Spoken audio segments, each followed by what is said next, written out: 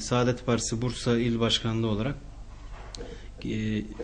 Başbakanın açıklamış olduğu demokratikleşme paketinden elbette umulan çıkmadı. Sebep şu: bu paketle ilgili yapılan görüşmeler, çeşitli mihraklarla, çeşitli yerlerle yapılan görüşmeler millete açıklanmamıştır. Dolayısıyla millet ne olduğunu, içeriğinin ne olduğunu, kimlerle ne görüşüldüğünü bilmemektedir. Dar bölge sistemi gibi bir sistemin getirilmesi.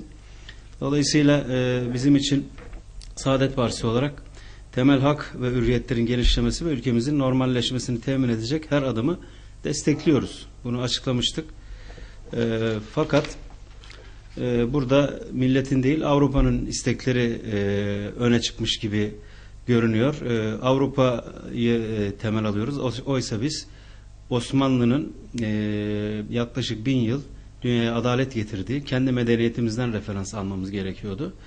Dolayısıyla bu coğrafyaya adalet barış getiren Osmanlı'yı, yani kendi medeniyetimizi referans almadığı için sonucunun ülkemiz ve halkımız için, hatta bu çevremizdeki İslam alemi için hayır getirmeyeceğini düşünüyoruz. Bu pakette daha çok iktidar partisinin ve meclisteki bir partinin oylarını ve milletvekili sayısını artıracak bir sistemdir. Baraj sistemi de işte bahsettiğimiz gibi başta da %5 ve daraltılmış bölge sistemi, bu doğru bir şey değildir. Partilerin kısaca aldığı oy sayısına göre milletvekillerinden pay alması gerekir. Hiçbir baraj olmaması gerekir.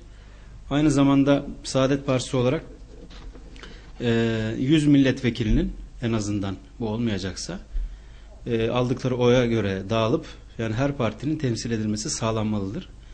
Biz buna basın açıklamamızda belirteceğimiz gibi, size verecek olduğumuz basın açıklamasında Hond sistemi diyoruz. Yani 100 milletvekilinin mutlaka o partilerin mecliste temsil ediliyor olması, o görüşlerin anlamında önemlidir. Yani %3 oy alan bir partinin 3 milletvekilini meclise sokması gerekli. Bir konu da başlık olarak kısaca geçiyorum bunları ben tabii ki. Hazine yardımıdır. İşte hazine yardımı da aynı şekilde aldığı oy oranında, kaç kişiden oy aldıysa, eğer 40 milyon seçmenimiz varsa bu dağıtılan payın 40 milyona bölünüp aldığı oy 800 binse, 1 milyonsa, 2 milyonsa bununla çarpılıp verilmesi gerekir. Barajı aşamıyor da verilmemesi bir haksızlıktır. Bu neye aykırıdır? Anayasanın devlet siyasi partilere yeterli düzeyde hakça mali yardım yapar ilkesine aykırıdır bu yapılan. Doğru olan aldığı oy oranında mutlaka hakkının verilmesidir. Bir de başörtüsü yasayla ilgili konu var. İşte siz şunu hekime serbest ama hakime yasak derseniz bu da bir ayrımcılık getirir. Siz başörtüyü çözüyorum derken bir noktaya yasak getiriyor olursunuz. Bu da ayrımcılığı getirir diyoruz. Yani o paragrafta onu söylüyoruz. Kamuda serbest, şurada yasak diyemezsiniz. Özgürlük, dini özgürlük herhangi bir şekilde kısıtlanmamalıdır. Bu inançla alakalı bir şeydir. Bunu kesinlikle şurada olur, burada olmaz şeklinde yapılması. Yani örneğin hakim dinini yaşamayacak mı, inancını?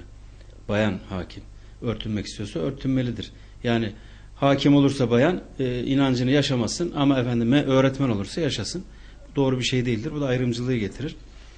Siyasi partilere üyelik konusu var. Nefret suçları var. Bu manada işte nefret suçunun, nefret kavramının suç unsuru olarak gösterilmesi halinde, örneğin kısaca söyleyeyim, Batı'da Siyonizmi eleştirmek nefret suçu kapsamına girmektedir. Eğer bu yasa çıkarsa, yarın biz İsrail'in ortadaki zulümlerini eleştirirsek bu suç kapsamına girebilecek, bu kanun çıkarsa. Bu da doğru değildir. Şu anda İsrail burada zulüm yapmaktadır.